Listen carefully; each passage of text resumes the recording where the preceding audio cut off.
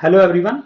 आज मैं आप लोगों को बताने जा रहा हूं कि नीट का जो फॉर्म आया है, national eligibility cum entrance test undergraduate के लिए, इस फॉर्म को कैसे फिलअप करेंगे, क्या क्या सावधानियां रखनी हैं इस फॉर्म को भरने से पहले, और क्या क्या इन्फॉर्मेशन आपके पास होनी चाहिए इस फॉर्म को भरने से पहले, ये सारी बातें आज मैं बताने वाला हूं। जरूर इस वीडियो को देखिए और पूरा देखिए और बहुत बारीकी से इसका एक एक पॉइंट को पढ़िए। और मैं बताने वाला हूं कि गलतियां कहाँ पे हो सकती हैं, उन गलतियों को अवॉइड करके आप एक ही चांस में इस फॉर्म को भर सकते हैं। तो आइए शुरू करते हैं। फर्स्ट ऑफ ऑल मैं बताना चाहूंगा कि जो नीट की साइट है वो ये है, neet.nta.nic.in। ओके, तो यहाँ पर इस साइट पे आके आप फर्स्ट ऑफ ऑल ये देख सकते हैं, पूरा इंट्रोडक्शन दिया हुआ है ministry of human resource development MHRD का।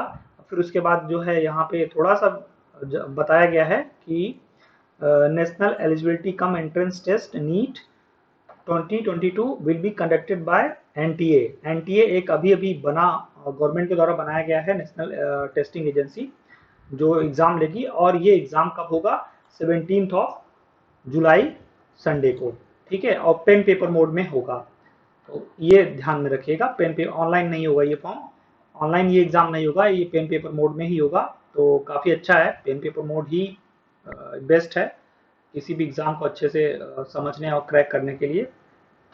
तो यहाँ पर आएंगे, फिर उसके बाद आप इस लिंक पे जाके पब्लिक नोटिस जो 6 अप्रैल 2022 में को दी गई है, यहाँ पर आप देख सकते हैं कि पूरा जो इस फॉर्म को भरने के लिए एलिजिबिलिटी क्राइटेरिया क्या होना चाहिए, फीस क्या है, लास्ट डेट क्या है। लास्ट डेट का ध्यान रखिएगा जरा, ठीक है। ये 6 अप्रैल से लेकर 6 मई 2022 तक इसका दिया गया है।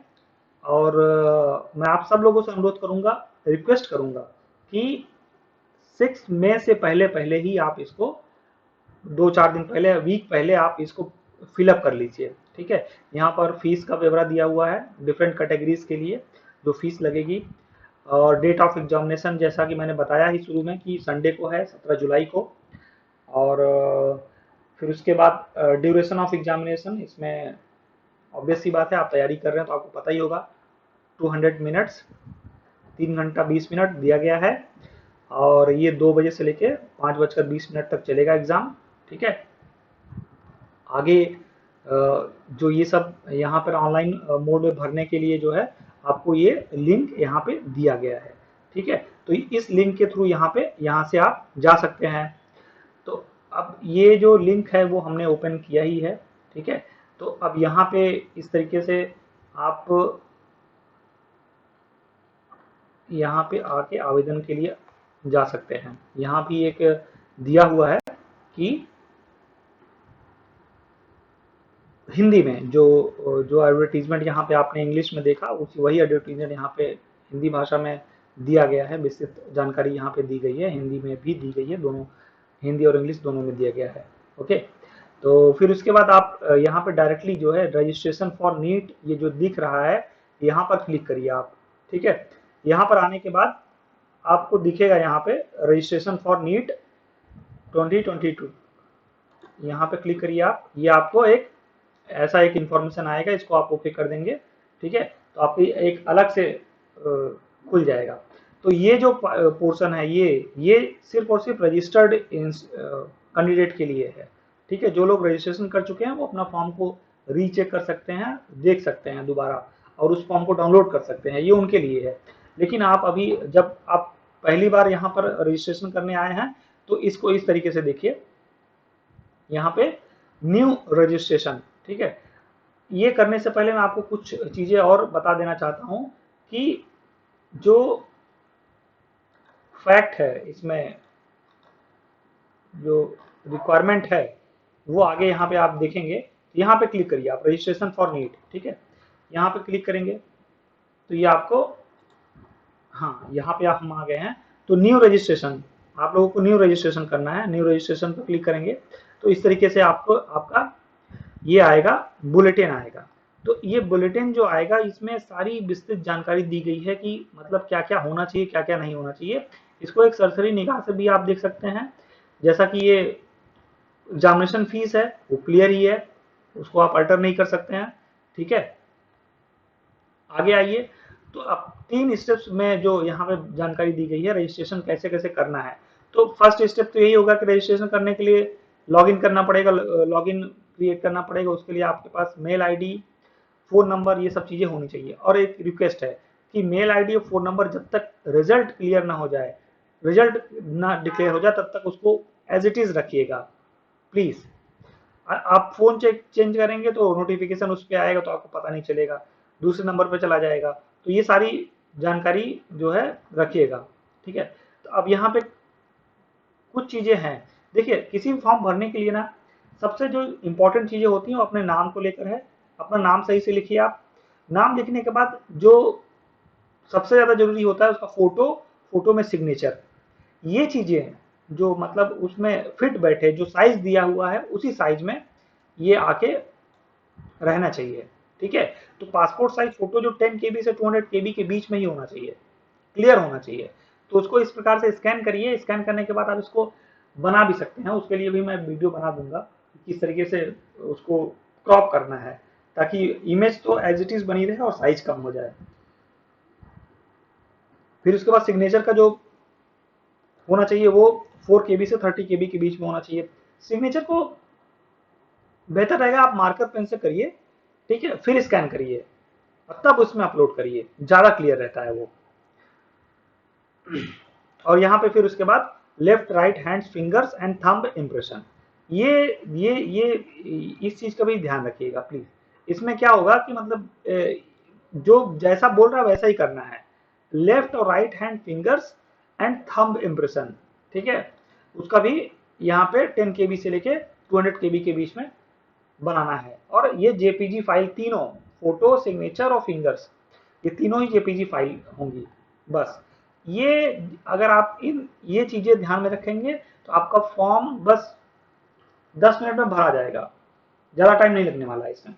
ओके, तो आइए अब इस नीचे आएंगे, उसको देखते हुए तो आपको यहाँ पे एक डिक्लेरेशन पे यस करना रहेगा। यस करने के बाद आपको क्लिक हियर टू प्रोसीड करना है। ओके, आप यहाँ पे आइए, कैंडिडेट का नाम, फर्स्ट नाम जो है, नाम अपना सही से लिखिए। ओके, और नाम आप अपना क्लास 10th के मार्कशीट में जो आपका नाम होगा उसी नाम को यहाँ पे एंटर करिएगा एज इट इज। उसमें कोई भी कुछ भी अल्टर मत करिएगा, नहीं तो फिर बाद में आपको एडमिशन लेने में प्रॉब्लम आ जाएगी।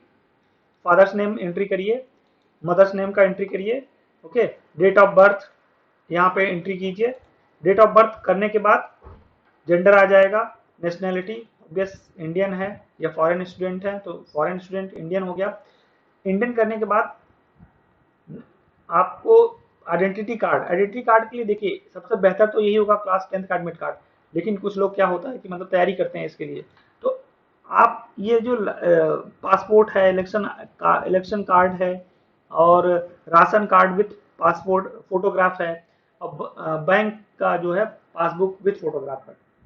ये चीजें नहीं भी हैं तो any other valid government identity photograph पे जाएंगे तो आप आधार कार्ड जो आजकल सभी लोगों के पास है, यहाँ पर वो लिखने के बाद एनी अदर ऑप्शन लेने के बाद आप यहाँ पे आधार कार्ड का आईडी नंबर डाल सकते हैं, उसमें आप वैलिड है। ओके, फिर एड्रेस, एड्रेस में आप अपना वर्तमान पता लिखिए पूरा। ठीक है, कहीं भी आप रह के तैयारी कर रहे हो, भले रख कर रहे हो, वो आप कुछ दिनों के बाद उसको छोड़ देंगे या कहीं चले जाएंगे, तो बेहतर रहेगा कि आप अपने घर का यहाँ पे पूरा पूरा पता लिखिए। यहाँ पे premises, location, locality, country, India, state जो भी है, जिला, pin code, mobile number. Mobile number को 2 बार यहाँ पे मतलब कंफर्म करने के लिए दिया गया है, गलती नहीं होनी चाहिए क्योंकि जो आजकल का कम्युनिकेशन है वो पूरा पूरा मोबाइल पे ही होगा। ईमेल एड्रेस, और ईमेल एड्रेस को भी कंफर्म करना है, और अल्टरनेट अगर कोई ऑप्शनल आपके पास नंबर है तो उसको भी दे दीजिए। ठीक है, और ज्यादातर केस में क्या होता है कि जो ये एड्रेस होता है वही ये सेम एड्रेस होता है। प्रेजेंट एड्रेस और परमानेंट एड्रेस दोनों सेम होता है, इसको सेम कर देंगे तो एज इट इज कॉपी हो जाएगा यहाँ पे।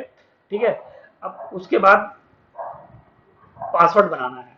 तो पासवर्ड बनाना है, पासवर्ड बनाने के लिए मतलब upper letter, numbers, special character, इन सबका मिश्रण करके पासवर्ड बनाइए, बेहतर रहेगा, ज़्यादा अच्छा रहता है। तो ये पासवर्ड बन जाएगा आपका। उसके बाद आपको ये सिक्योरिटी पिन जो यहाँ पे दिख रहा है 22SE84 एंट्री करिए और सबमिट कर दीजिए। ठीक है, तो ये सारी इंफॉर्मेशन करने के बाद आपको फिर एप्लीकेशन फॉर्म पे जाएंगे। एप्लीकेशन फॉर्म आप एक बार रिव्यू कर सकते हैं। फिर से रिव्यू करने के बाद सेकंड पेज जो आएगा उस पर रिव्यू भी कर सकते हैं, और एक और भी रहेगा फोटो, और उसके लिए रहेगा। उसके बाद आप इसको पेमेंट का ऑप्शन आएगा और आप पेमेंट कर दीजिए। ठीक है, तो इस तरीके से ये फॉर्म फिलअप हो जाएगा आपका। पूरी तरीके से फॉर्म देख सकते हैं, और जो भी चीज़ें हैं यहाँ पे क्लियर दी हुई हैं, गलती मत करिएगा आप लोग, मेरी रिक्वेस्ट है आप लोगों से। और कोई अगर प्रॉब्लम है आपको आती है तो कमेंट बॉक्स में मेरे वीडियो के नीचे लिखिए, मैं आपको बताऊंगा।